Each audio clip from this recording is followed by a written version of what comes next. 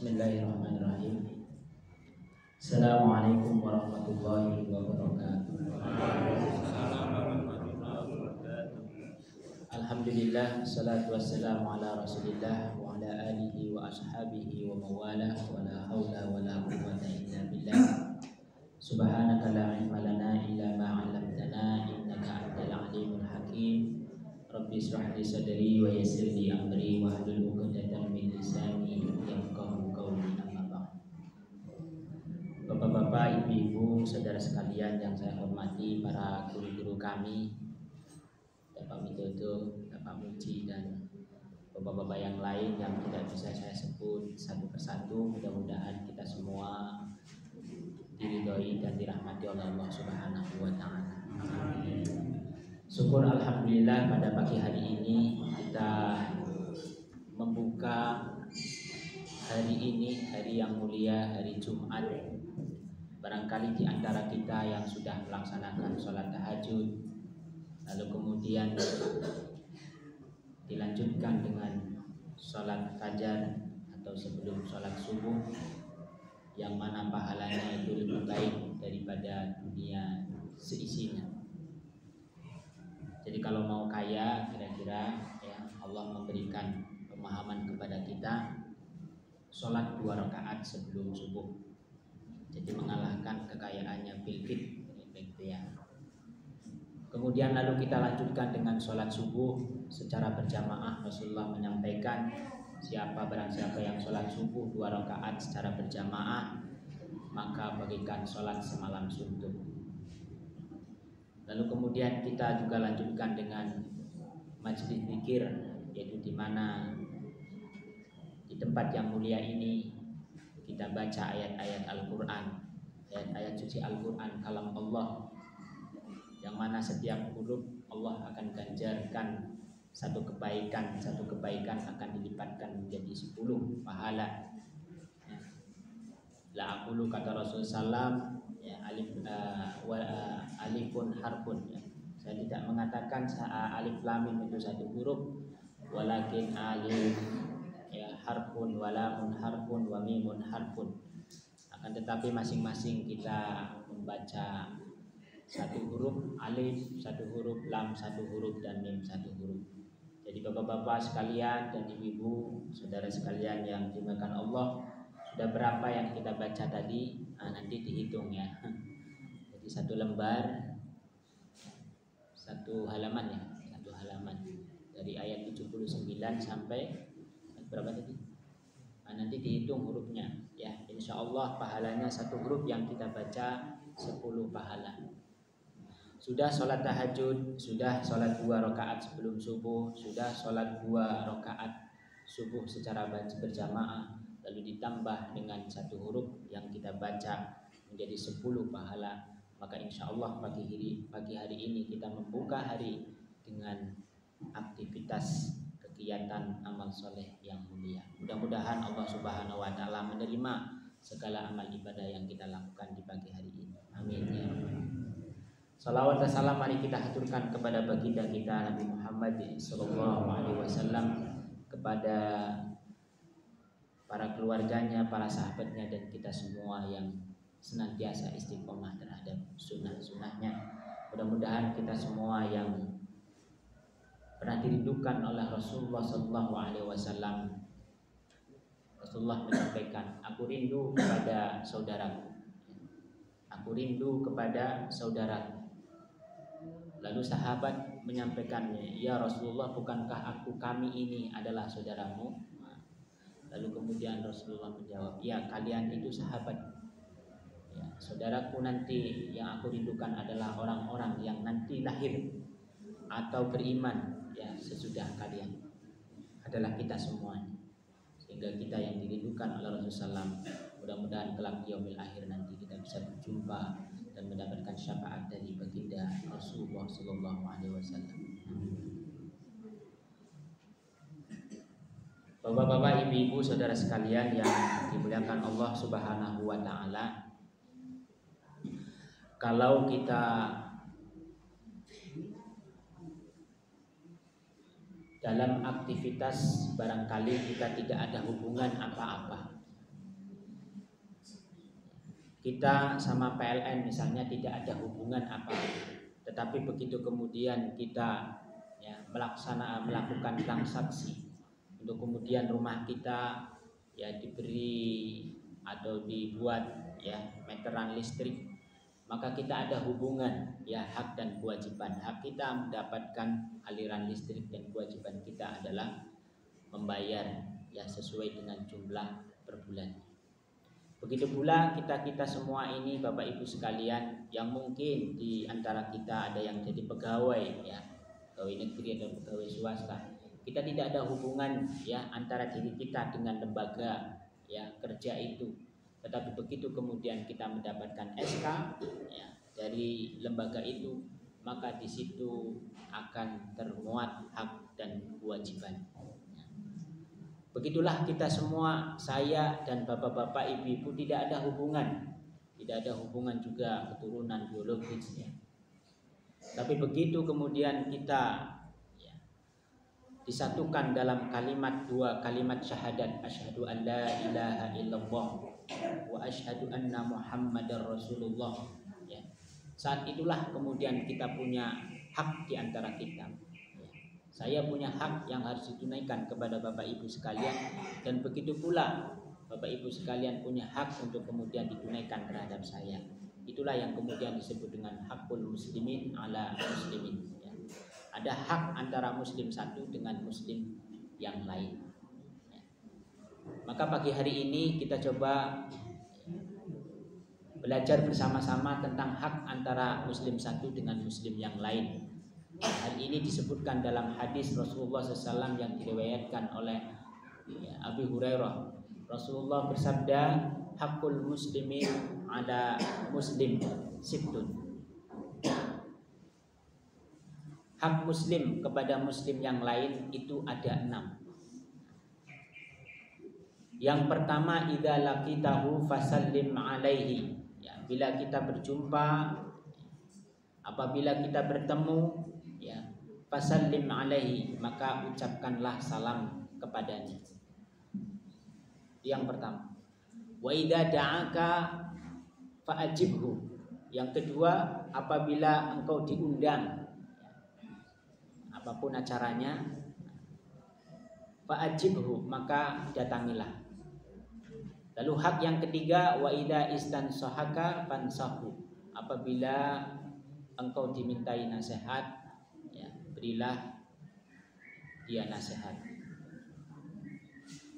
Lalu yang keempat, wa idza atasa fahamidallaha fasammithu. Apabila dia bersin ya, bersin, lalu dia memuji ya Allah dengan kalimat alhamdulillah ya, maka doakanlah dia dengan mengucapkan yarhamukallah. Wa idza marida fa'udhu ya, apabila dia sakit fa'udhu, maka jenguklah. Dan hak yang keenam adalah wa idza mata fa'atba'hu. Nah, apabila dia meninggal, iringilah jenazahnya sampai kemudian ke pemakamannya. Hadis riwayat Imam Muslim. Bapak-bapak, ibu-ibu dan saudara sekalian yang dimuliakan Allah Subhanahu wa taala, inilah hak antara muslim satu dengan muslim yang lain. Maka hak itu harus kita tunaikan. Karena dengan menunaikan hak itulah maka ya ukhuwah Islamiyah ya itu adalah sebuah kewajiban.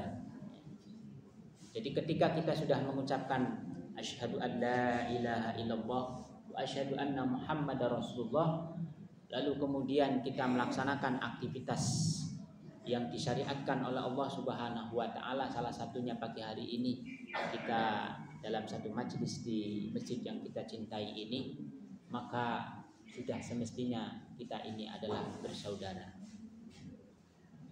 Maka ukhuwah itu hukumnya wajib, perpecahan itu hukumnya haram. Kadang-kadang kita belum siap dengan perbedaan ya, hal-hal yang memang itu tidak menjadi kewajiban. Tetapi kadang-kadang kita kemudian ya melalaikan adanya persatuan ya, ukhuwah, kalau dalam Islam ukhuwah al-Islamiyah. Padahal Allah Subhanahu wa taala itu melarang ya pada kita semua agar kita tidak boleh ya, bercerai-berai, ya, wa'tasimu bihablillahi, ya, berpegang teguhlah kalian kepada tali Allah. Ya. Wa'tasimu bihablillahi jami'a wa la tafarraqu. Nah, disinilah kemudian Allah Subhanahu wa taala melarang kepada kita, wa la tafarraqu. Janganlah kalian bercerai-berai, ya. Saling benci membenci, ya. Karena al-mu'minu ikhwah, ya. Innamal mu'minuna ikhwah. Sesungguhnya orang-orang yang beriman itu adalah bersaudara.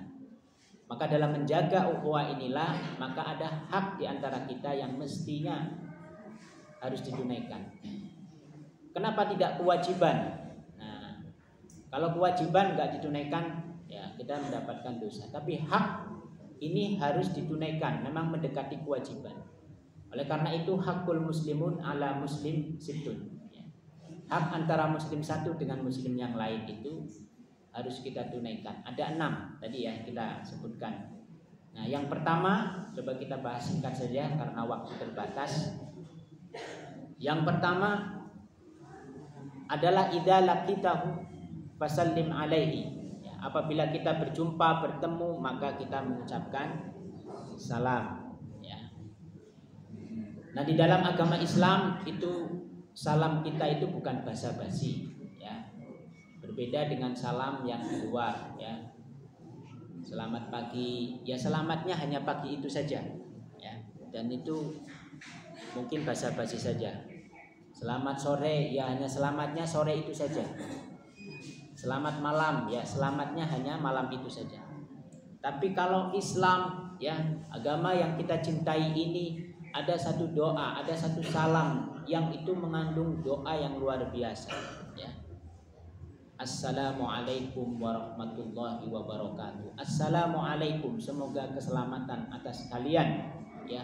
Warahmatullahi, dan rahmat Allah, ya, senantiasa menyertaimu, ya. Wabarakatuh, dan keberkahan Allah menyertaimu juga. Nah, ada 3 doa yang kita ucapkan, yang kita sampaikan dalam salam itu. Yang pertama adalah keselamatan, ya. Selamat jiwanya, ya, selamat hartanya, kemudian selamat, ya, keluarganya, dan selamat yang lain. Itulah assalamualaikum, ya, semoga keselamatan atas kalian, ya. Kalau doa yang kita panjatkan mungkin diantara kita sering berdoa, ya, Allahumma inna nas'aluka salamatan fid din, ya. Kita meminta keselamatan agama kita. Wal afiatan fil jasadi, ya, keselamatan, ya, jasad kita, fisik kita, ya, kesehatan diri kita. Wa afiatan fil jasadi, ya. Kemudian wa barakatan fil rizki, keselamatan, keberkahan terhadap rezeki kita, ya. Wa barakatan fil rizki wa taubatan qoblal maut, ya. Kemudian taubat, ya, keselamatan kita untuk bertobat sebelum kematian, dan seterusnya. Inilah doa yang semestinya kita panjatkan kepada Allah Subhanahu wa taala. Salam ini harus menjadi budaya kita, ya. Kalau dalam, ya, pidato-pidato kenegaraan kita, alhamdulillah, ya, sudah kelihatannya sudah menjadi kebiasaan, ya. Salam dulu, salam yang diutamakan assalamualaikum warahmatullahi wabarakatuh. Lalu dilanjutkan salam-salam yang lain, ya, untuk menghormati yang mungkin agama yang lain. Tetapi ini bukan hanya seremonial, ya. Semestinya kita membiasakan diri kita agar apa? Doa ini, ya, salam ini senantiasa membudaya dalam diri kita, ya. Kita berjumpa dengan saudara kita sampaikan assalamualaikum, ya. Jawablah dengan waalaikumsalam. Apalagi kalau lengkap, ya. Maka Allah Subhanahu wa taala mengingatkan kepada kita, wa idza huyitum bi tahiyyatin fahayyu bi ahsana minha aw rudduha. Apabila kamu dihormati dengan satu penghormatan, maka balaslah penghormatan itu dengan yang lebih baik. Ya, ulama menafsirkan, ya, apabila kalian dihormati dengan ucapan salam, ya, maka balaslah penghormatan itu dengan salam yang terbaik. Kalau misalnya assalamualaikum, kita jawab waalaikumsalam warahmatullahi wabarakatuh. Itu melebihi, ya. Jadi penghormatannya itu lebih baik daripada yang pertama tadi mengucapkan salam hanya assalamualaikum. Ada juga kemudian ulama menyampaikan ketika ada orang yang mengucapkan salam dengan lengkap assalamualaikum warahmatullahi wabarakatuh, lalu mereka menambahi waalaikumsalam warahmatullahi wabarakatuh walidallah. Nah inilah bapak-bapak ibu-ibu sekalian yang dimuliakan Allah Subhanahu wa taala, ya. Secara lahir, ya, hadis yang mengisyaratkan bahwa anjuran mengucapkan salam, ya, fasallim ya alaihi, ya. Idza laqitu, ya. Jadi ketika kita bertemu maka ucapkan salam, ya. Hanya ketika berjumpa dengan seorang muslim saja, ya. Dan tidak ada anjuran untuk mengucapkan ketika berpisah dari sebuah majelis. Namun di hadis yang lain juga disampaikan, ya, idzan taha ahadukum ilal majlisi falyusallim. Nah, ketika kita atau jika salah seorang di antara kita menghadiri majelis, ya, misalnya ada yang mau masuk sini, ya, ke masjid gitu, ya, lalu kemudian dia mengucapkan salam, nah, itu juga sebuah perintah, ya. Faida arada ayyakuma, dan jika akan pergi dari majelis falyusallim, juga mengucapkan salam. Misalnya ada darurat gitu, ya, ada urusan, ya, yang tidak bisa ditinggalkan, kemudian dia meninggalkan majelis, maka disunahkan untuk mengucapkan salam, ya. Nah ini anjuran, ya. La yadkhulu ahadukum minkum amaluhul jannah, ya. Memang amal yang kita lakukan itu tidak menjamin kita masuk surga, ya. Nah, ini kata Rasulullah SAW, ya, dalam sabdanya, la yadkhulu ahadukum minkum amaluhul jannah, ya, tidak ada atau tidak ada amalan seorang pun yang akan memasukkan, ya, ke dalam surga. Lalu kemudian para sahabat bertanya, termasuk engkau juga ya Rasulullah, wala yujiruhu minan nar, gitu, ya, termasuk, ya, termasuk saya juga, gitu, ya, kata Rasulullah SAW, ya. Ya, wala ana illa birahmatillah, ya. Jadi termasuk juga saya. Terus apa yang menyebabkan kita masuk surga? Illa rahmatullah, ya. Yang menyebabkan kita masuk surga adalah kecuali hanya rahmat Allah Subhanahu wa taala. Nah, sesuai dengan doa yang tadi kita ucapkan dalam salam, ya, assalamualaikum warahmatullahi, ya, dan rahmat Allah menyertai kita. Dan tentu dengan rahmat Allah itu tidak mungkin akan diberikan kepada orang-orang yang tidak diridhoi oleh Allah Subhanahu wa taala. Makanya kita dilarang untuk mengucapkan salam kepada orang di luar Islam kita, ya, bukan kemudian kita radikal, bukan kita intoleran, ya. Karena memang rahmat dan berkah itu hanya kepada orang Islam saja. Karena memang itu, ya, yang diberikan oleh Allah Subhanahu wa taala. Maka kita dilarang untuk mengucapkan salam kepada orang muslim. Kan nggak tahu dia muslim atau tidak, ya itu nggak masalah, ya. Tapi kalau kita sudah tahu, ya, mestinya kita tidak mengucapkan salam yang sudah budaya dalam diri kita, yaitu ucapan assalamualaikum warahmatullahi wabarakatuh, ya. Nah, jadi poinnya adalah kita mengucapkan salam itu hak kita kepada umat atau kepada sesama muslim, ya.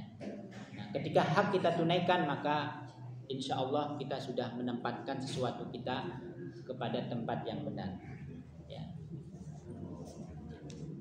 Tetapi kemudian kalau kita tidak tunaikan, gitu, ya, tidak tunaikan, ya, ucapan salam itu, maka kita masuk kepada orang yang zalim, ya, ya, tidak melaksanakan atau tidak menempatkan pada sesuatu pada tempatnya. Ketemu diem, gitu, ya. Nah ini ada masalah mungkin, ya, ada masalah. Makanya kita mengawali tadi ukhuwah sangat penting, ya. Mungkin, ya, di dalam hubungan interaksi kita akan, ya, tergerus, akan terganggu. Mungkin gara-gara hal yang sepele, ya. Hal-hal yang mungkin itu tidak menjadi, ya, pokok, gitu, ya. Nah, kalau berbeda akidah jelas kita harus menolak. Tapi kalau hanya berbeda, ya, urusan furu'iyah, nah, kita harus memahami bahwa itu semua adalah, ya, perbedaan yang ada dalam diri umat Islam. Nah, kadang-kadang perbedaan itu yang kemudian menyebabkan kita ya ukhuwahnya, jadi persaudaraannya terganggu. Sehingga apa yang terjadi ketika ketemu ya sudah ya hanya ya say hello saja gitu ya, tanpa kemudian kita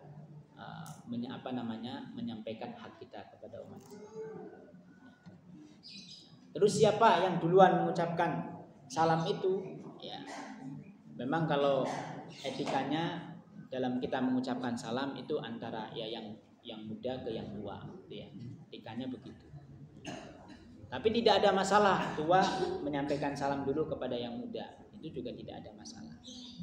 Nah, makanya ini penting ya Bapak Ibu sekalian, karena salam yang kita ucapkan itu adalah mengandung 3 doa ya. Sayang ya kalau lalu kita ketemu saja lalu hanya say hello saja gitu ya. Nah, tidak ada ungkapan ya saling doa mendoakan, wah kita ini rugi ya. Karena memang sejatinya hidup kita itu ya punya 2 kewajiban ya, salah satunya adalah beribadah ya.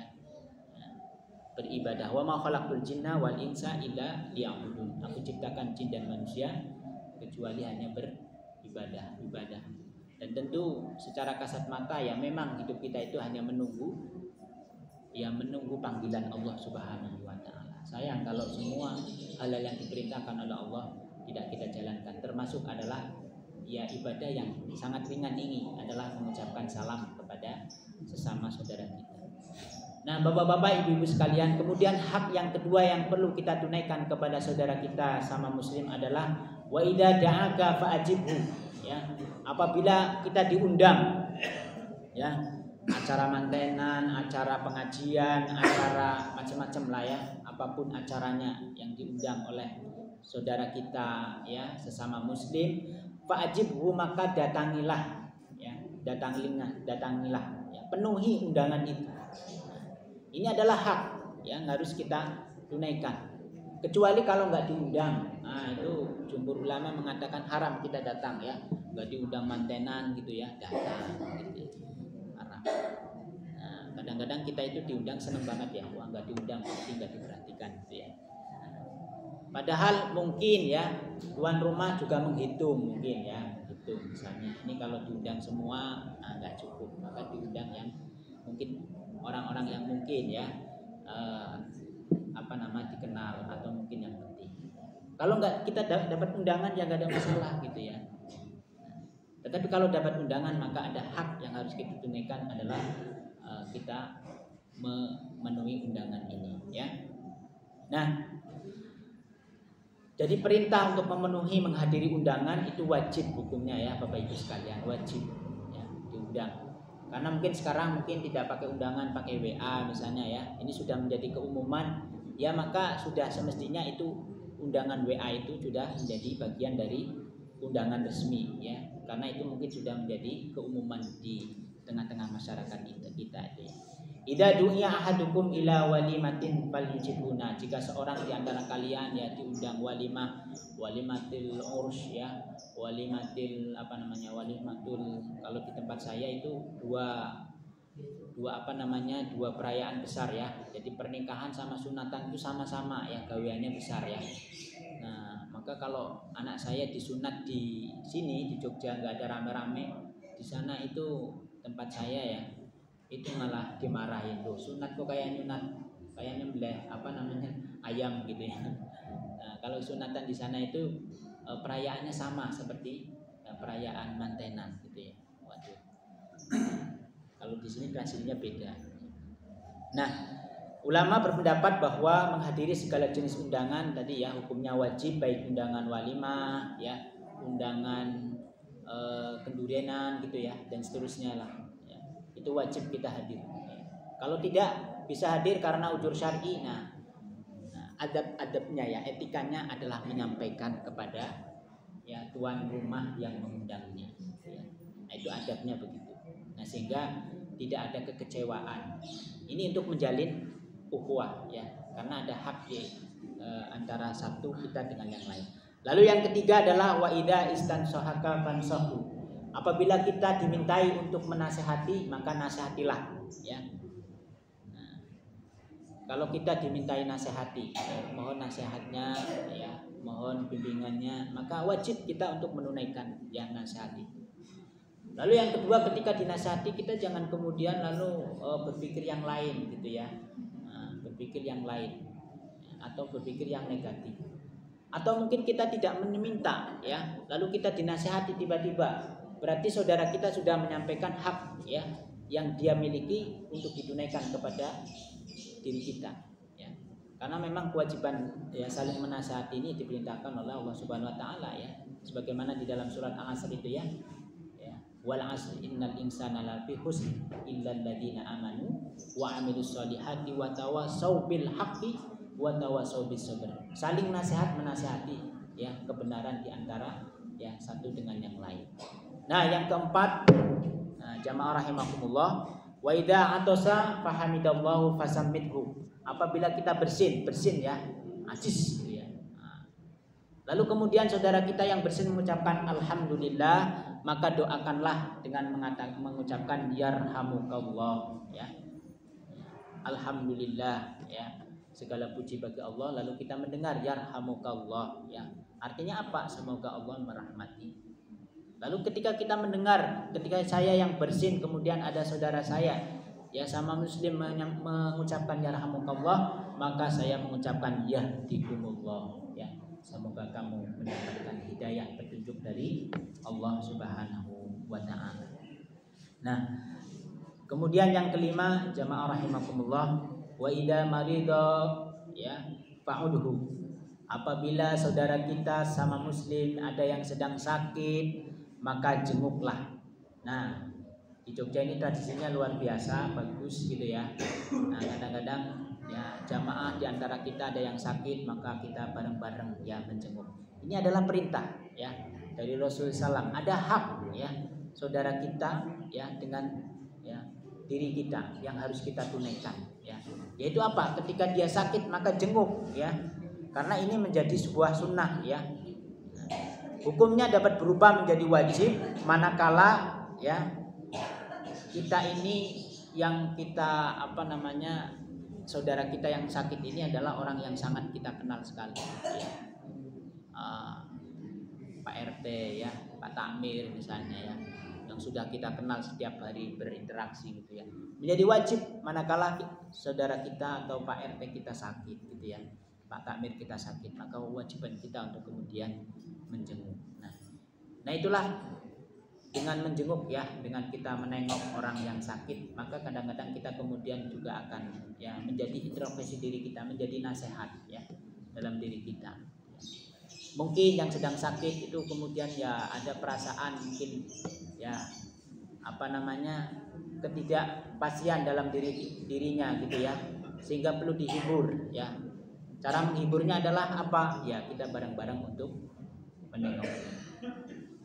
Kemudian yang terakhir, jamaah rahimakumullah, yang keenam, ada hak yang harus kita tunaikan kepada saudara kita sama muslim adalah wa idza mata, ya, apabila dia meninggal, ya, saudara kita ada yang meninggal, fatba'hu, ya, maka antarkanlah, ya, jenazahnya sampai ke kuburan, ya. Karena memang ada, ya, kewajiban kita terhadap jenazah, ya, salah satu ada 4 yang minimal, ya. Yang pertama adalah, ya, memandikan, ya, nah, kemudian mengkafani, kemudian mensolatkan, dan yang terakhir adalah mengantarkan kepada jenazahnya. Pahalanya, dalam sebuah riwayat disampaikan, ya, pahalanya itu, ya, seperti pahala gunung Uhud, ya, gunung Uhud. Kalau yang pernah ke Mekah, ya, umroh, haji, kita tahu gunung Uhud itu sebesar berapa. Itulah, ya, balasan orang yang, ya, melaksanakan, ya, hak sesama muslim, ya, kepada jenazah, ya, atau kepada mayit. Nah, insya Allah dengan 6 hak ini ketika kita tunaikan, ya, insya Allah kita semua, ya, menjadi orang-orang yang, ya, benar, ya. Nah, tetapi kalau kemudian kita tidak menunaikannya, maka itu termasuk orang-orang yang zalim karena tidak menempatkan hak pada tempatnya. Mudah-mudahan kita diberikan kemudahan oleh Allah Subhanahu wa Ta'ala untuk menunaikan 6 hak tadi, ya, mengucapkan salam ketika bertemu. Yang kedua adalah ketika diundang maka kita datang. Kemudian yang ketiga adalah ketika kita ya kemudian ya diundang datang, lalu kemudian yang keempat adalah ketika bersih. Nah, itu kemudian kita mendoakannya. Nah, kemudian ketika dia sakit ya yang kelima maka kita menjenguk. Nah, dan keenam ketika dia meninggal maka kita tunaikan ya kewajiban kita terhadap mayat. Nah, mudah-mudahan ada manfaatnya yang sedikit ini. Mohon maaf apabila ada kekurangannya. Saya akhiri billahi taufiq wal hidayah. Assalamualaikum warahmatullahi wabarakatuh.